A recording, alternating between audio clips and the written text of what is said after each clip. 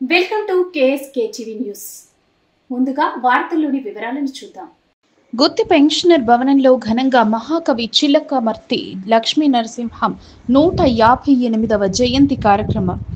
గుత్తి పట్టణంలో శుక్రవారం ఉదయం ఆంధ్రప్రదేశ్ రాష్ట్ర ప్రభుత్వ పెన్షనర్ల భవనంలో చిలకమర్తి నరసింహం 158వ జయంతి వేడుకలను ఘనంగా నిర్వహించారు. ఈ కార్యక్రమంలో ముందుగా చిలకమర్తి నరసింహం చిత్రపటానికి సెక్రటరీ రామ్మోహన్, కోశాధికారి జెన్నె కుళ్ళాయి బాబు పూలమాల వేసి నివాళులర్పించారు.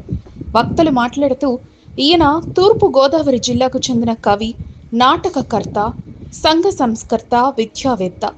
తెలుగు సాహిత్య అభివృద్ధికి ఎంతో పాటుపడ్డారు.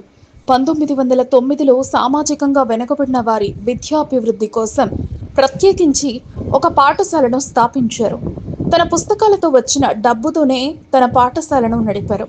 ఈయన బ్రిటిష్ పాలనను నిరసిస్తూ అసువుగా రాసిన పద్యం భరతఖండంబు చక్కని పాడియావు స్వాతంత్ర సమరంలో ప్రజలలో చైతన్యం కలిగింది.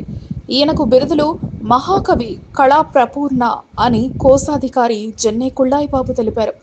ఈ కార్యక్రమంలో సెక్రటరీ రామ్మోహన్, కోశాధికారి జెన్నె కుళ్ళాయి బాబు, నారాయణ రెడ్డి, వెంకటేష్, నారాయణ శెట్టి, లక్ష్మీనారాయణ రెడ్డి, దేవదాస్, శామ్యూల్, ఆదినారాయణ, నరసింహులు మొదలగు వారు పాల్గొన్నారు.